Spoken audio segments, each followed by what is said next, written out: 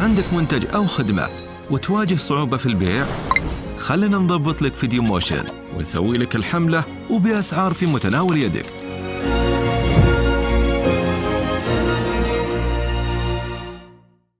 بسم الله الرحمن الرحيم. السلام عليكم ورحمة الله وبركاته. معكم محمد البابلي، ورشة جديدة من ورشات الموشن جرافيك.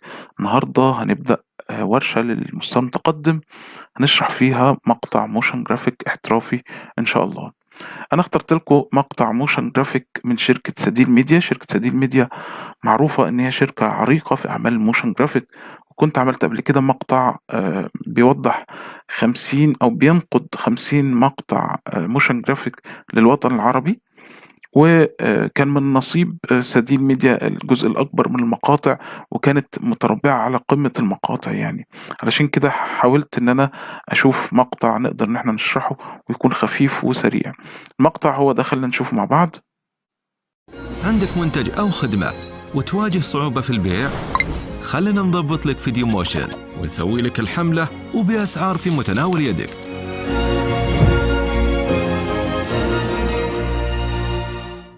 زي ما شفنا المقطع مدته تقريبا 15 ثانية، مش كبير قوي، لكن في تكنيكات كتير ما شرحناهاش قبل كده، زي تكنيك الجلو أو اللي هو الإضاءة، أو اللي هي الشعاع اللي طالع زي ما انتم شايفين كده، موجود في أجزاء كتير من أجزاء الإعلان زي ما انتم ملاحظين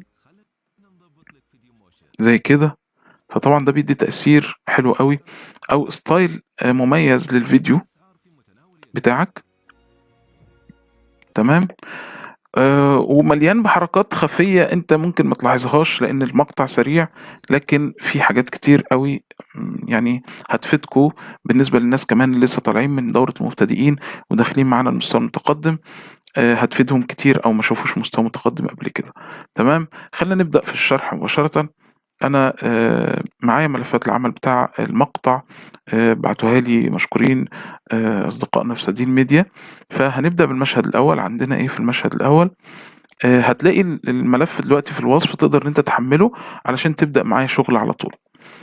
خلينا قبل ما نبدأ في المقطع يعني نحلله لمدة بس 3 دقايق او 5 دقايق، بحيث ان احنا نفهم هنشتغل ايه. ده متوقف على الدورة كلها. يعني لو انت مثلا الدورة بقت 4-5 حلقات، او الورشة دي 4-5 حلقات، لازم تسمع ال5 دقايق دول بحيث ان انت تفهم هتشتغل ايه بالظبط. انا هاخد الملف الفيديو جوه الافتر افكت، بحيث ان انا ادخله جوه كومبوزيشن منفصل علشان نقدر ان احنا نحلله واحدة واحدة او فريم باي فريم. مبدئيا المشهد الاول عبارة عن مربع حواليه جلو. تمام. المربع ده بيبدأ ان هو يلف لورا بشكل ثلاثي الابعاد. جميل. وبعد كده بيظهر اللوجو بتاع سديل ميديا. وبعدين بعد كده خلينا نقف لحد هنا ونرجع لملف الاستريتور. مثلا ده اللوجو بتاع سديل ميديا، ده في طبقة منفصلة. بعد كده ادي المربع، مثلا ممكن ناخد واحد من دول زي ما انتم شايفين. جميل. وده المربع التاني اللي هيكون امتداد للمربع ده، لان هنحوله لشيب بدل ما نعمل مربع تاني. هنا طبعا فيه ماسك، او زي ما انتم شايفين لو تلاحظ هنا في ماسك، ده هيخلي حواف المربع ده بعيدة شوية. المهم بعد كده ندخل على الجلو. ده بيتعمل على افتر افكت، مش هيبقى موجود جوه ملف الستريتور. تمام. بعد كده بيظهر معايا بارتيكولار هنا. هو ده 2 بارتيكولار، واحد جوه الافتر افكت وواحد جوه ملف الاستريتور. اللي في ملف الاستريتور موجود هنا برضو في طبقة منفصلة. تمام. في طيور بتظهر هنا زي حمامتين كده، موجودين برضو هنا. وطبعا طالما أجنحتهم بتتحرك، ف الطبقات لازم تكون بتاعتها منفصلة بحيث تحركها لوحدها. هنا برضو الطائر التاني جسمه متفكك، أو الجناحات منفصلة عن الجسم بحيث إن احنا نقدر نحركها. بعد كده عندنا ايه في المقطع؟ العدسة. العدسة طبعا لأنها هتدخل تعمل زوم أو تعمل لينس على ده افكت موجود جوه الافتر افكت، فلازم تكون الإزازة دي منفصلة بحيث إن أنا أحط التأثير عليها. تمام. فهنا الطبقة بتاعتها منفصلة، هنا العدسة برضو بقيتها منفصل. جميل. برضو هنا السماعة دي لاحظ حركة الهدية دي ثلاثية الأبعاد يعني 3D. أظن إحنا عملنا في مقطع قبل كده في تهنئة زواج طريقة عمل هدية بالشكل ده. تمام. وهنا السماعة بشكل ثلاثي الأبعاد برضو هنحركها بشكل منفصل، لازم تكون منفصلة في لاير لوحدها. تمام. كلمة منتج برضو، كلمة خدمة، كل واحدة في طبقة لوحدها، أو ممكن نكتبهم على الأفتر إفكت عادي. تمام. بعد كده بينتهي المشهد ده وندخل على المشهد اللي بعده. لحد دلوقتي خلاص احنا مش هنشرح المشهد اللي بعده، لما يجي وقته او في الحلقة اللي جاية على حسب ما نقدر نخلص في الحلقة دي. تمام. لكن اللي عايزك تعرفه في ملف الإلستريتور ان لو انت بتشتغل بقى طبيعي، يعني مش بتقلد مقاطع، فانت مش هيكون عندك ملف الإلستريتور بشكل جاهز. فانت اما اللي انت هتجمع المقاطع مع العناصر بتاعة المشهد لوحدك من مواقع سواء مجانية أو مدفوعة زي فري بيك أو شاتر ستوك أو غيره، أو موقع بيك بيست اللي احنا اتكلمنا عليه الحلقة اللي فاتت. تمام. أو إن أنت هترسمها بنفسك لو أنت ليك في موضوع الرسم. فلازم إن أنت قبل، سواء بقى أنت رسمتها أو جمعتها من بره، قبل ما تعمل حاجة بتقسم الطبقات بناء على الحركة اللي أنت هتعملها. يعني أكيد أنت مش هيبقى قدامك فيديو زي ده هتشوف الحركة، لا أنت هيبقى عندك سكريبت او الكلام اللي بيتقال نفسه العميل، اما ان هو بيبعته لك او انت اللي كاتبه بنفسك للعميل، وبناء عليه بتبدأ ان انت تتخيل المشاهد او الحركات اللي هي هتتم عليه، وبناء على التخيل بتاعك ده هتنزل ملفات الالستريتور. تمام.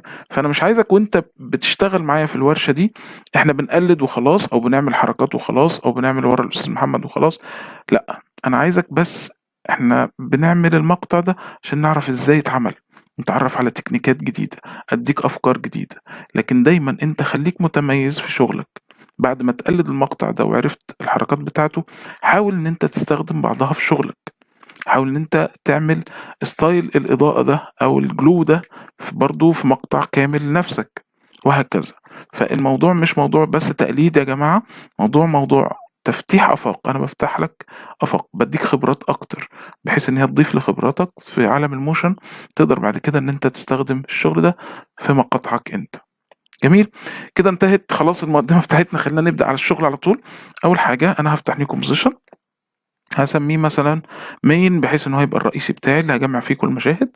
هخلي مقاسه 1080 في 1920.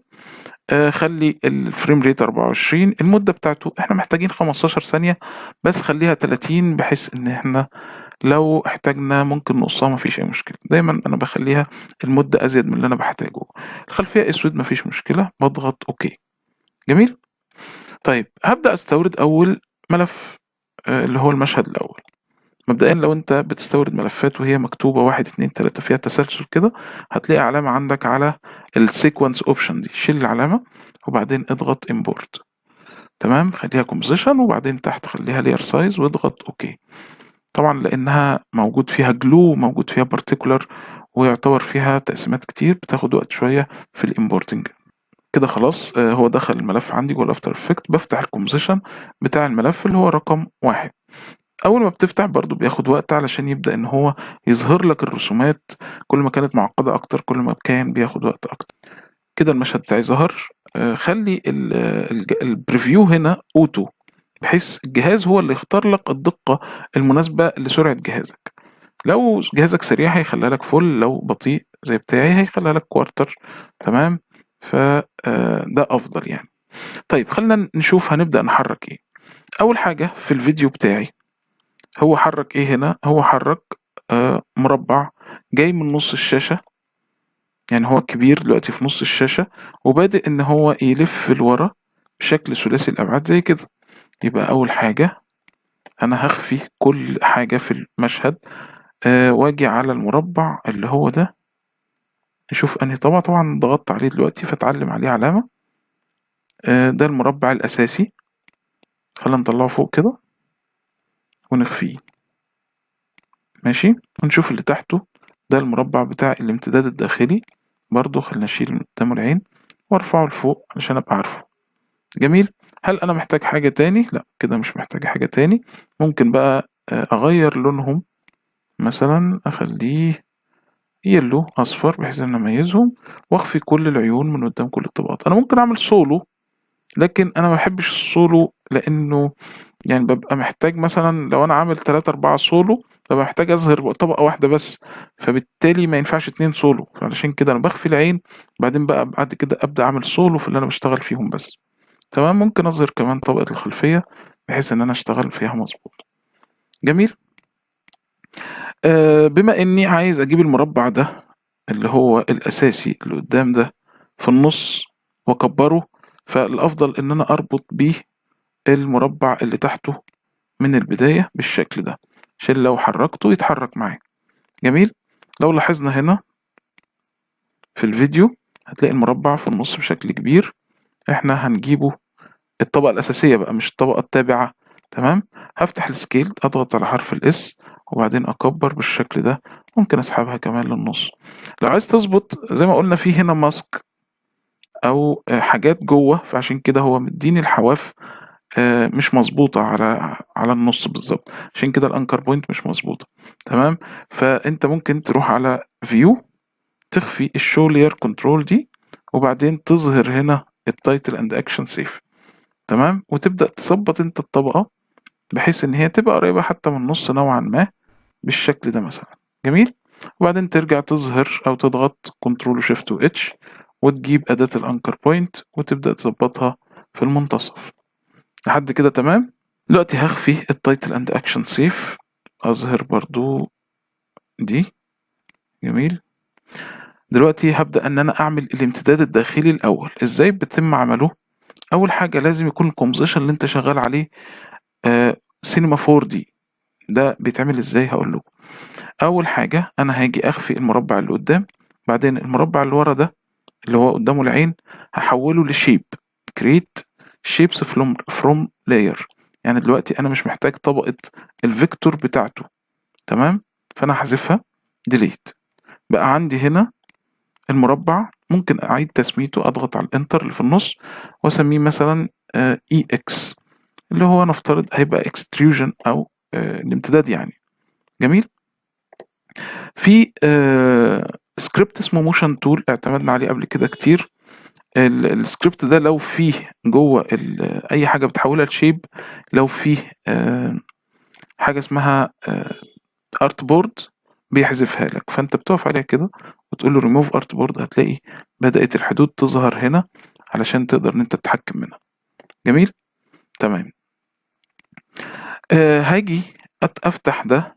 اول ما اعمله ثلاثي الابعاد لاحظ هنا الكونتنت بتاعه اتحول ل ظهرت فيه جيومتري اوبشن.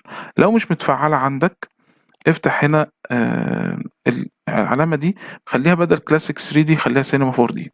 طبعا ده في اصدارات 2022 يا جماعه، انا نزلت افتر افكت 2022، لكن لو انت عندك نسخه اقل من كده مش هتلاقي سينما 4 دي هنا.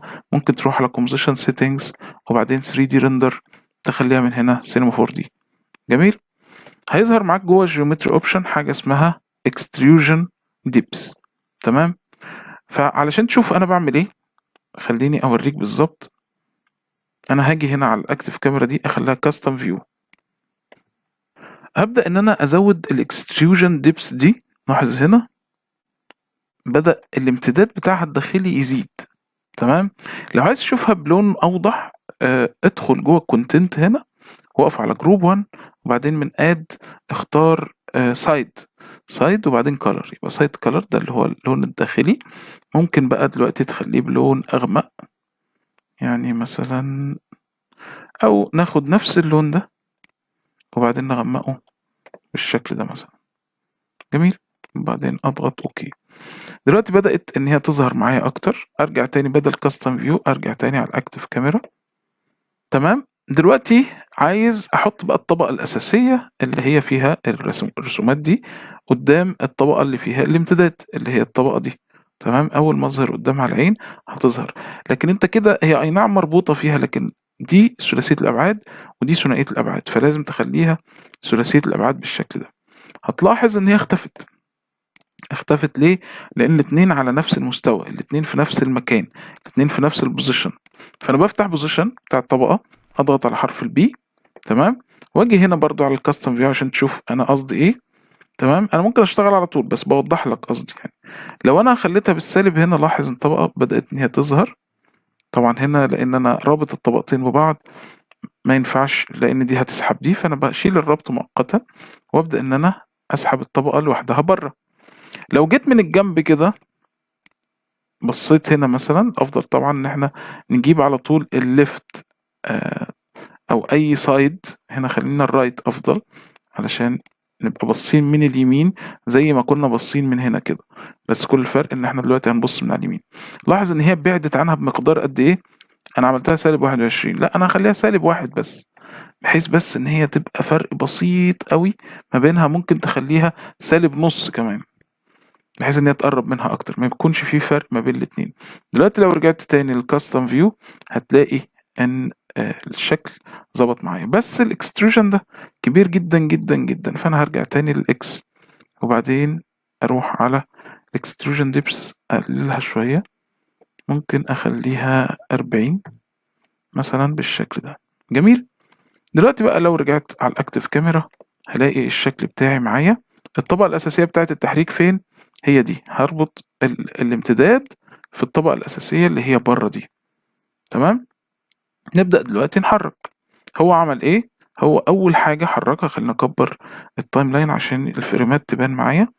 بدأ إن هو يرجع المربع بشكل أصغر ويلفه حوالين بعضه. يبقى هو اشتغل ايه؟ اشتغل سكيل واشتغل روتيشن. جميل جدا. يبقى انا هروح افتح الطبقة الاساسية اللي دي مربوطة بيها، هفتح حرف الاس اللي هو السكيل وشيفت وار علشان يتفتح معايا الروتيشن، وهاجي في الثانية 0. طبعا المستوى ده كده مظبوط معايا، يعني دي اول حركة او بداية المشهد، فبالتالي هدي كفرمات على الاكس والواي والزد والسكيل. الاورينتيشن سيبه لان كده كده نفس التحكم من هنا. تمام. واجي اشوف بعد قد ايه بالظبط هتخلص الحركة. الحركة دلوقتي رجعت لورا اهي واستقرت، عملت حركة ارتدادية زي السوستة كده، وبعدين رجعت تاني وبعدين انقسمت. لكن نهاية الحركة كانت فين؟ هنا في اللحظة دي. اللحظة دي بعد 10 فريم. يبقى أنا هروح بعد 10 فريم. يبقى احنا كده استفدنا من التعليم ده ايه؟ ان احنا الحركة بتاعتنا 10 فريم بتبقى سرعتها مناسبة. فانا هاجي بعد 10 فريم اهو احط تاني كفريمات لنفس الكفريمات اللي انا عملتها وابدأ ان انا احرك. هو في الثانية دي كان حجم البتاع ديت صغير، المربع ده صغير، فانا هفتح السكيل وابدأ ان انا اصغر المربع بتاعي بالشكل ده مثلا. تمام. وكان الاورينتيشن بتاع الواي، مش عارف الواي تقريبا، لا الزد 45 درجة. جميل. اللي هو زي كده الرسومات دي من تحت، فبالتالي برضو الرسومات دي من تحت.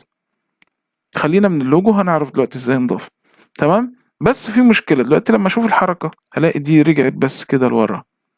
طيب هنا بتلتف حوالين نفسها، التفت خدت دورة كده ظهرها وبعدين ادتني وشها تاني.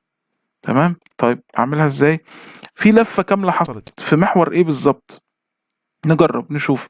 هاجي هنا مثلا اشوف ممكن يكون محور الاكس، فبالتالي هاجي عند الكيفريم الاخير واحط هنا في عدد اللفات 1.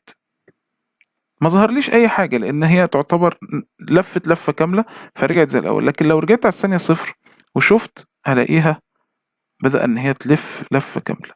تعالى بقى نشغل، خلينا نضغط على حرف ال N علشان تشتغل بشكل متكرر، او نزود شوية علشان اشوفها اكتر. نشوف هنا لو ضغطت على حرف ال N وزودت شوية وجيت اشغل، خلينا نمنع الصوت، مش محتاجين الصوت حاليا. تقلي نفس الحركة. تمام. كده احنا حصلنا على نفس الحركة. طيب في هنا سوستة كده، في ارتدادية في الموضوع ده. بيحصل ازاي؟ عن طريق السكريبت ده اللي هو موشن تول 2. انا هحدد كل الكيفريمات بالشكل ده وبعدين اعملها الاستيك. جميل. اجي اشغل هيبقى معايا نفس الارتدادية. لو عايز ازود الارتدادية من هنا مفيش اي مشكلة. جميل. خلينا نجرب. حلو قوي. طيب دلوقتي هنروح على اللوجو بقى. عايزين اللوجو بتاع حرف الاس ده، هو طبعا موجود عندنا. ممكن نفتح اللوجو ونشوف رقم الطبقة اللي هو layer 15. الافضل طبعا ان انت تسمي الطبقات عشان يبقى شغلك احترافي، لكن للاسف عشان الوقت ما يطولش او ما كانش في وقت ان انا اجهز اكتر من كده، فانا ما جهزتش الطبقات. هرفع الطبقه 15 دي لفوق بحيث ان هي تبقى قدام. جميل. اضغط على الاس علشان اظبط حجمها. تمام، بالشكل ده مثلا. اصغر شويه، ممكن بالشكل ده. طبعا هي دلوقتي دي كانت بتلتف، فانت الافضل تقف في توقيت تكون هي عمودية على عين المشاهد علشان تاخد الحجم بالكامل. جميل. في التوقيت ده احنا عايزينها تبقى بالشكل ده. جميل. طيب اعملها ازاي؟ اول حاجة انا هخلي دي ثلاثية الابعاد. حلو الكلام. طيب، وهاجي على الكاستم فيو اشوف حرف الاس ده فين. طبعا البوزيشن بتاع الطبقة دي احنا خليناه ايه؟ -1. لو فتحت البوزيشن كده -نص. طب ما دي اخليها -1 بحيث ان هي تطلع اكتر. دي السكيل، سوري. افتح البوزيشن واخليها -1. طلعت بره اهي. طبعا ده مش -1، دي -15. فالافضل اكتب -1. تمام. دلوقتي هربطها فين؟ في الطبقة الاساسية اللي هي في النص دي. جميل. يبقى الثلاث طبقات دول مربوطين ببعض. لو جيت دلوقتي ارجع للاكتف كاميرا او الفيو العادي بتاعي اللي انا هشتغل عليه واخليها فت واشوف الشغل بتاعي من الاول. تمام. الحركة مظبوطة، لكن ما كانش بتبدأ بحرف الاس ده او بالشعار ده، هي بادئة سادة. فاعمل ايه؟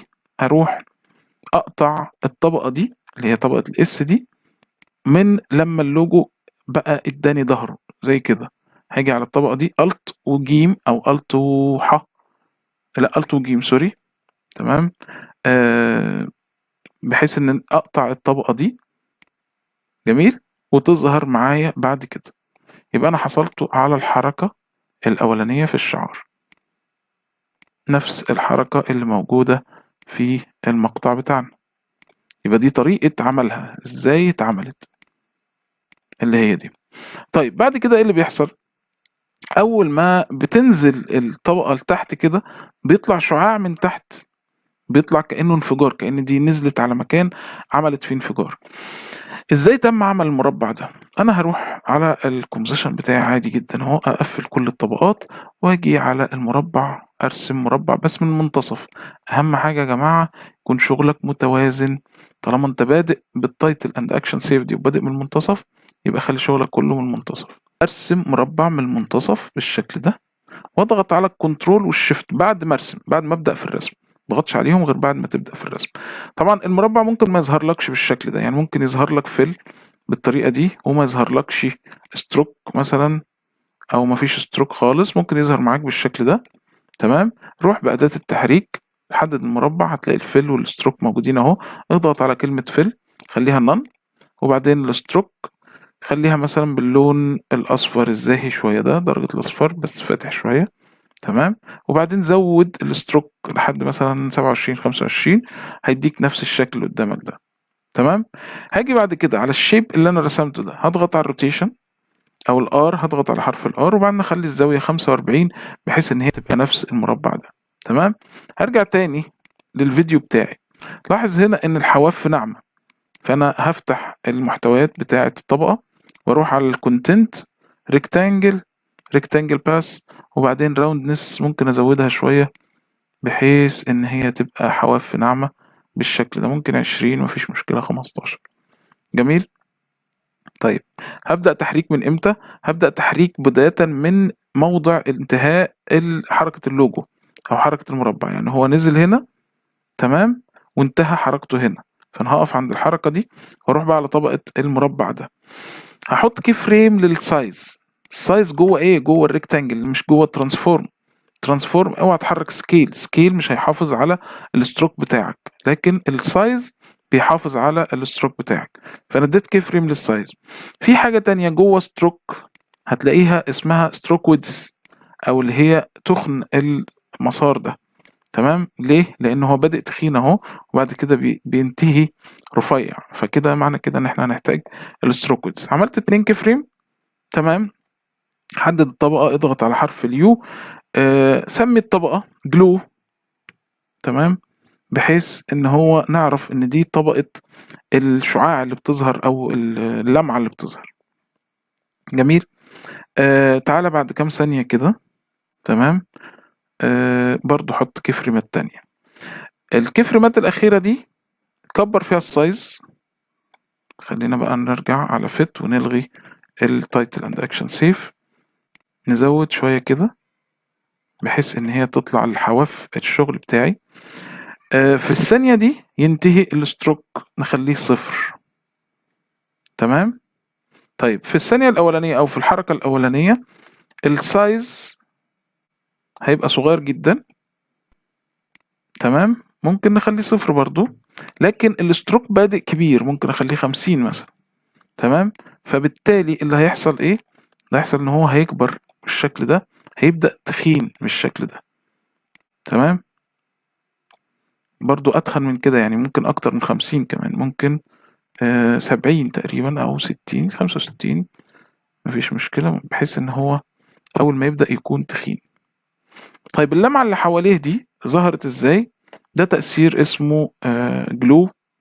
ممكن تجيبه من Effects and Presets، GLOW، تحطه على المربع بتاعك. تمام. هيظهر لك هنا التأثير اللي بيتحكم في الشعاع ده أو زيادته، اللي هو الجلو راديوس. مجرد إن أنت بتزوده بيبدأ الشعاع يظهر معاك، وطبعا أنت بتتحكم في الألوان من هنا.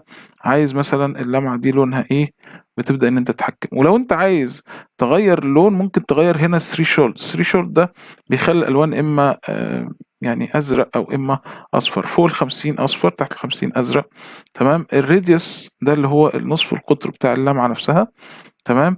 ممكن علشان تحصل على لمعة أكتر زي كده، مجرد إن أنت تكرر نفس التأثير كنترول دي بيبقى معاك بالشكل ده. تمام.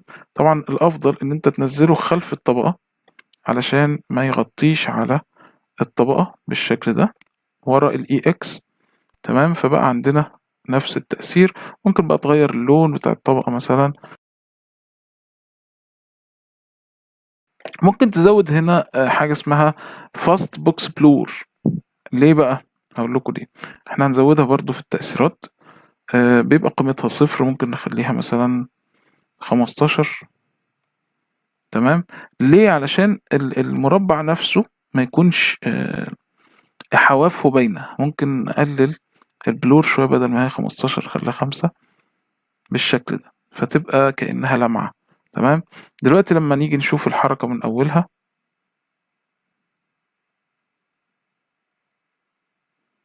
طيب لحد كده تمام. كده بقى اللوجو بتاعي بيدخل، وبعدين بيحصل من وراه الجلو ده. ايه اللي بيحصل بعد كده؟ الاحظ ان هو بعد ما بيحصل الجلو بيبدأ ان هو ينقسم 2. تمام. يعني اللوجو بيبقى 2، واحد بيروح ناحية اليسار، واحد بيروح ناحية اليمين.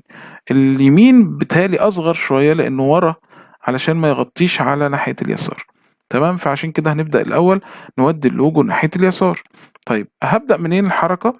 هروح اشوف نهاية الحركة بتاعة الطبقة الاساسية دي، اضغط على حرف اليو.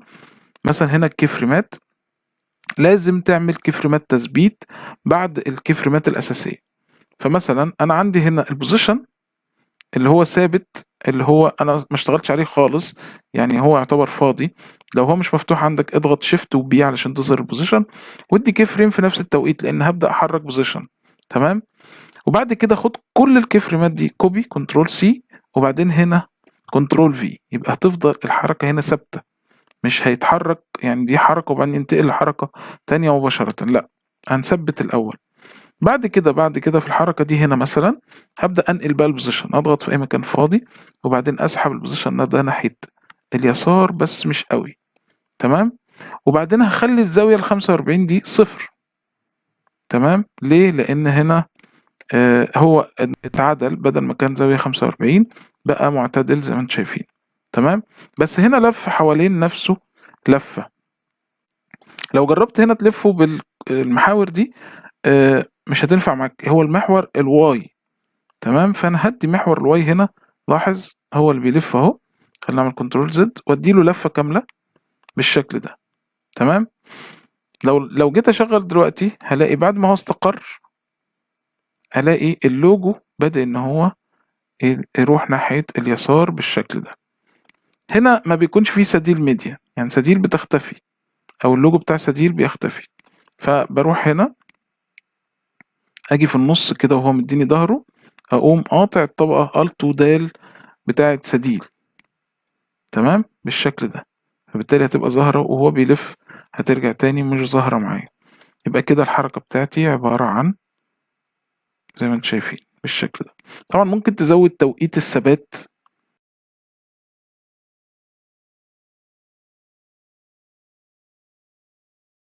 جميل جدا، تمام. نبدأ دلوقتي ناخد النسخة التانية، النسخة التانية اللي هي بتتحرك ناحية اليمين.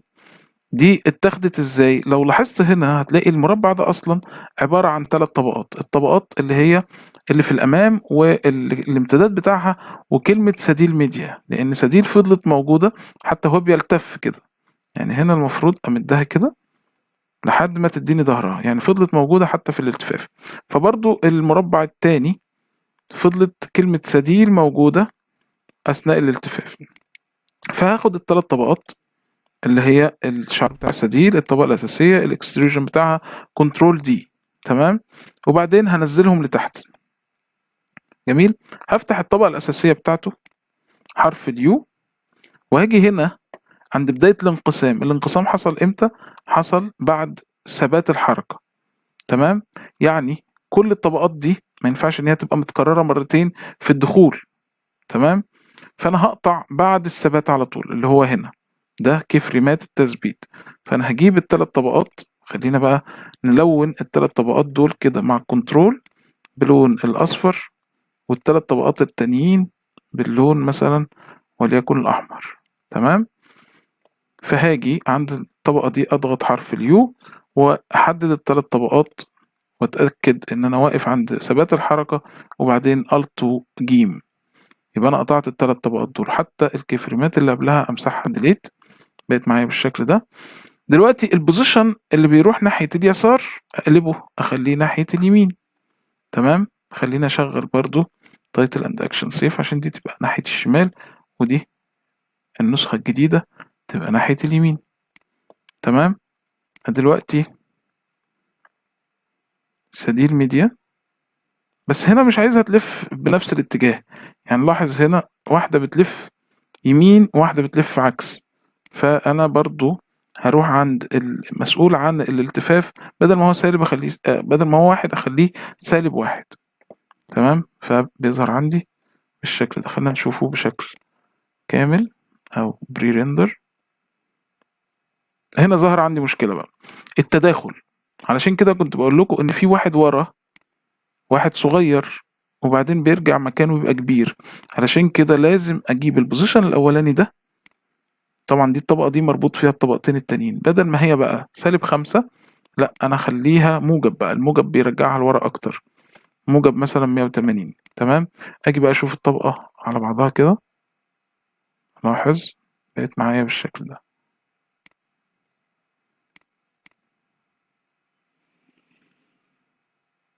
أتمنى إن انتوا تطبقوا اللي احنا شرحناه ده. شغل بسيط، الشغل التقيل جاي بعد كده في الحلقة اللي بعد كده. هنعمل بارتيكولار، هنظهر الخلفية، ممكن برضو نظهر الخلفية من دلوقتي. نشوف طبقة الخلفية هنا رقم كام، layer 2 اللي هي تالت واحدة من الأسفل، ممكن أظهرها زي ما انتم شايفين كده، تقريبا مش هي دي، تقريبا هي دي بس حصل لها opacity مش أكتر بالشكل ده، لكن هنضيف لها لسه شغل particular بس عشان تدينا تأثير كويس. تبدأ إن هي تظهر مثلا من هنا مع الجلو، نخلي الأوباسيتي بتاعتها 0، فبالتالي هتظهر معانا بالشكل ده. ممكن أزود التوقيت شوية بالشكل ده بحيث إن هي تظهر أبطأ شوية، تمام. دي كانت أول حلقة من الورشة، أتمنى إن هي تكون عجبتكم. هتلاقي ملف المرفقات في الوصف، تقدر أنت تنزله وتبدأ شغل. حاول أنت تطبق اللي أنا عملته ده وتبعته لنا، علشان لو في أي أخطاء عندك نبدأ إن احنا نراجعك فيها ونتابع مستواك. شكرا لكم، واستنونا الحلقة اللي جاية مع بقية المشهد الأول. كان معاكم محمد البابلي، والسلام عليكم ورحمة الله وبركاته.